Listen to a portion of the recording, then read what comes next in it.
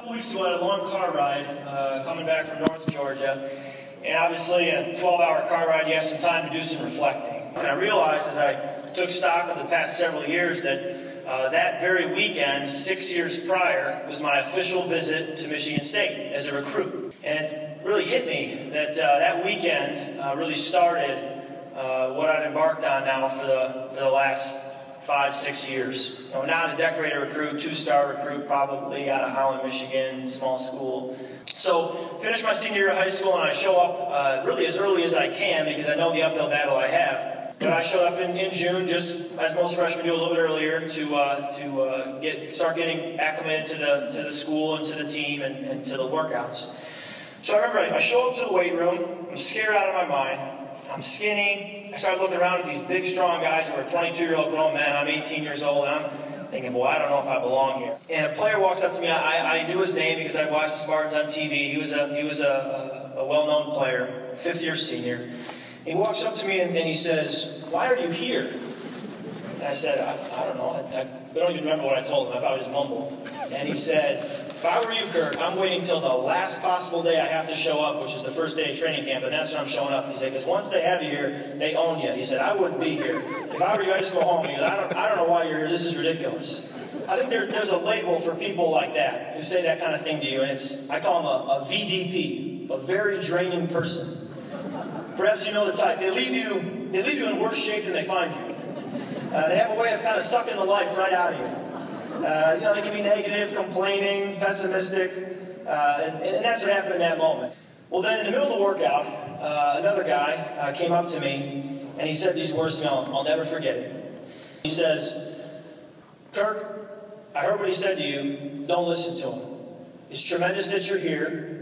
You need to show people your work ethic. Just keep working. Good things are going to happen to you." And there's a label for people like him as well.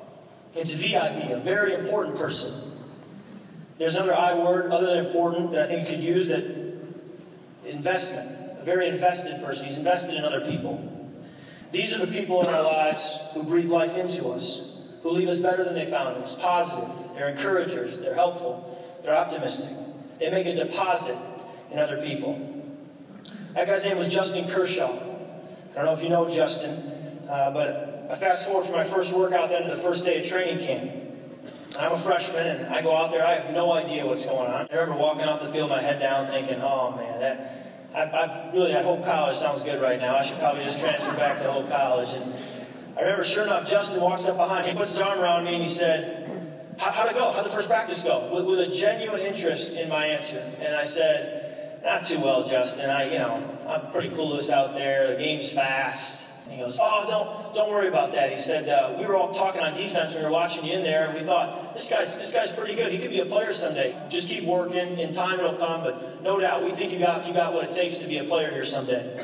Instantly, I walk off the field with a different attitude, thinking, maybe he's right.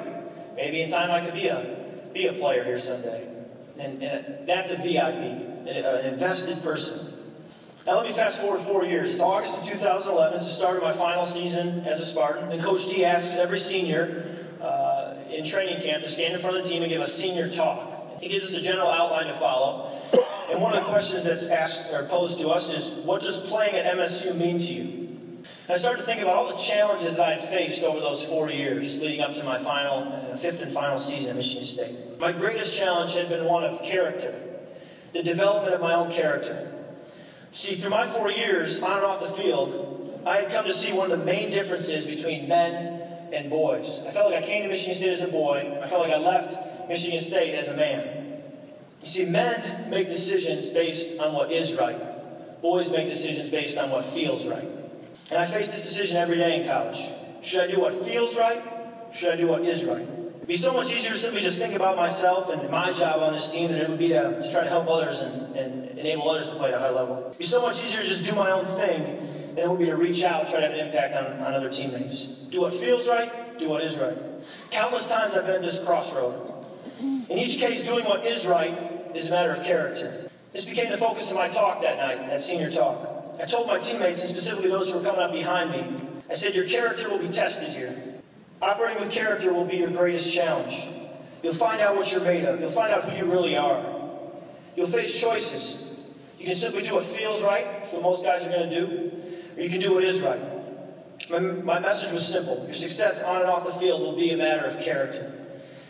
Now, Spartan football is obviously all about football. But let me tell you what Spartan football is also about. It's about building men, as evidenced by my senior talk. 18-year-old boys come in, 22-year-old, 23-year-old men walk out. But most guys get it. Most guys leave young men.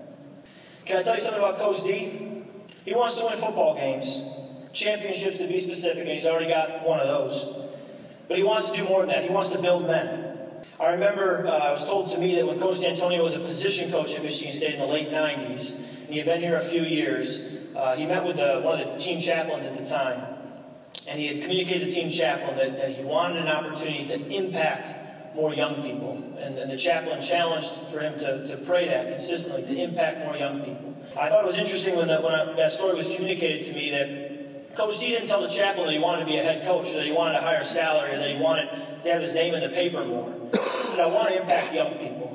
Because that's what it's about for Coach D. While it's about winning, he cares about young men, as do many of the coaches on his staff.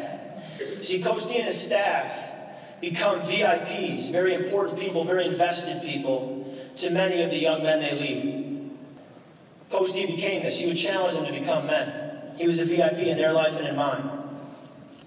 Each of us has a choice every day. Who will I be to the people I come in contact with?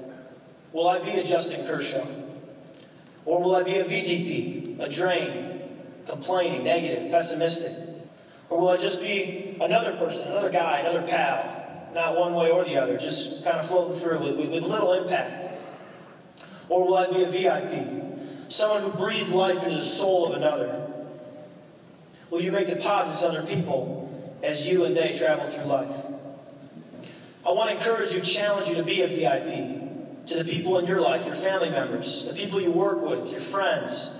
Who knows what impact you could have if you stepped out, if you stepped up to make a contribution in someone else's life? Who knows what could happen? Thank you, and go green.